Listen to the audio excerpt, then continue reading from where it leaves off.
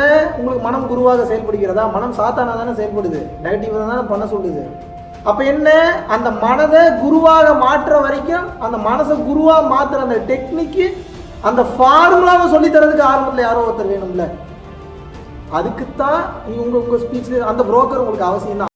சஞ்சித வினையை கேபிட்டல் அப்படிங்கிற நம்முடைய குடோன்ல நம்ம கணக்கில் இருக்கிற வினையை பூரா மொத்தமாக தீய வச்சு கொளுத்திடுவோம். பாவமும் போயிடும், புண்ணியமும் போயிடும். புண்ணியத்துக்கு நிறுத்தி வச்சு அதுக்கு ஒரு பிறப்பு எடுக்கணும். அதனால் மொத்த வினையும் தீக்கையில் போயிடும். அப்போ கொண்டு வந்த வினை எதுவோ அதுதான் இருக்கும். அது உடம்பு இருக்க வரைக்கும் இருந்து தான் தீரும். அந்த உடம்போடு இருக்கிற காலத்தில் எது நடந்தாலும் திருவருள் திருவருள் சிவம் சிவம் அப்படின்னு நினச்சி நான் கடந்து போனேன்னா என் கணக்கில் வினையே ஏறாது.